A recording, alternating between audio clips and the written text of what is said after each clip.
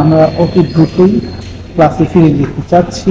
দীর্ঘ 6 বছর পরীক্ষার মাধ্যমে ফার্স্ট ক্লাস ফার্স্ট হয়, তাকে কোন অবস্থায় বলবে যে সে যোগ্য না? আমরা জানি, আমরা যখন বিশ্ববিদ্যালয়ের শিক্ষক হিসেবে কোনো শিক্ষার্থীকে নিয়োগ দেই, তখন কিন্তু বিশ্ববিদ্যালয়ের শিক্ষকরা নানা, যেমন ধরেন বিশ্ববিদ্যালয়ের শিক্ষার্থীদেরকে তারা কিন্তু অ্যাসেসমেন্ট করে ফার্স্ট ইয়ারে দুইটা পরীক্ষা, বড় পরীক্ষা, সেকেন্ড ইয়ারে দুইটা বড় পরীক্ষা, থার্ড ইয়ারে দুইটা বড় পরীক্ষা, ফোর্থ ইয়ারে দুইটা বড় পরীক্ষা, মাস্টার্সে দুইটা বড় পরীক্ষা, এবং ওইখানে কিন্তু অলমোস্ট বলা চলে যে 12টা বড় পরীক্ষা, এবং মাঝে তো টার্ম টেস্ট, মিড টার্ম ইত্যাদি আনুষঙ্গিক অনেক পরীক্ষা থাকে।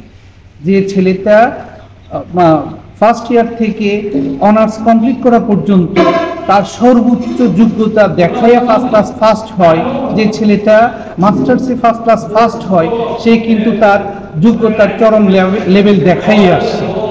সেখানে তার যোগ্যতা নিয়ে কোনো অবস্থাতেই কোশ্চেন করার কোনো সুযোগই থাকে না। এই বিশ্ববিদ্যালয়ের সবচেয়ে মেধাবী স্টুডেন্ট যারা এই দীর্ঘ 6 বছরের বিশ্ববিদ্যালয়ের প্রায় একটা ডিপার্টমেন্টের সকল শিক্ষক দ্বারা মূল্যায়িত হয়, এই শিক্ষককে আপনি মেধাবী বলবেন না, সেটা তো বলা যায় না, কোনো অবস্থা দিয়ে বলা যায় না। আপনারা পরবর্তীতে আমাদের অনেক ছাত্রছাত্রী আছে, আপনারা একটা বা দুইটা পরীক্ষার মাধ্যমে অন্যান্য জায়গায় তাদেরকে অন্তর্ভুক্তিকরণ করেন, অবশ্যই তারা সেখানেও তাদের অন্যান্য শিক্ষার্থীরা তাদের মেলার পরিচয় দিয়ে আসে।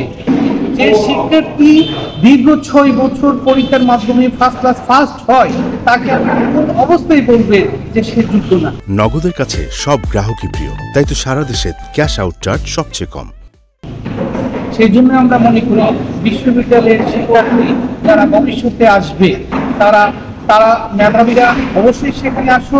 মেধাবীরা আসলে শিক্ষা ব্যবস্থায় তাদের মেধার পরিবর্তন ঘটাতে পারবে। আমরা মনে করি 1 জুলাই একজন ইকোনমিক্সের একটা ছাত্র শিক্ষক হিসেবে যদি জয়েন করে, তার যে বেতন কাঠামো হবে, এবং 30শে জুন যদি আর তারই আরেকটা বন্ধু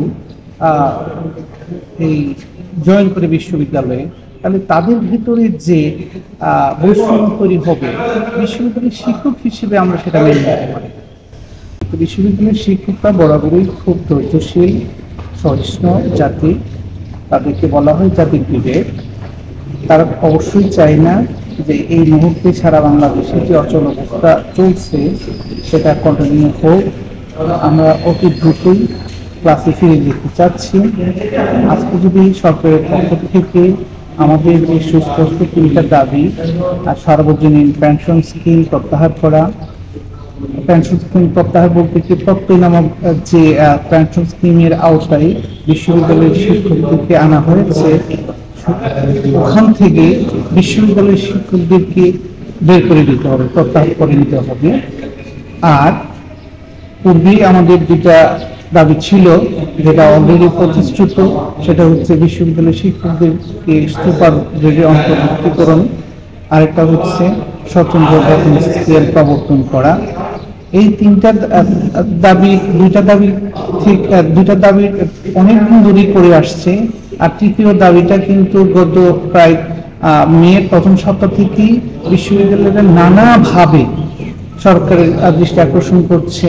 তারা ছোট ছোট প্রোগ্রাম দিয়েছে, প্রতিদিন মানববন্ধন, গণস্বাক্ষর কর্মসূচি, কালোবেগ ধারণ, 2 ঘন্টার অবস্থান কর্মসূচি, 6 ঘন্টার অবস্থান কর্মসূচি, কর্মবিরতি, পরে টানা 3 দিন অর্ধ দিবস কর্মবিরতি, শেষে গত 30শে জুন পূর্ণ দিবস কর্মবিরতি ইত্যাদি কর্মসূচির মাধ্যমে সরকারের সদয় দৃষ্টি আকর্ষণ করার চেষ্টা করেছে।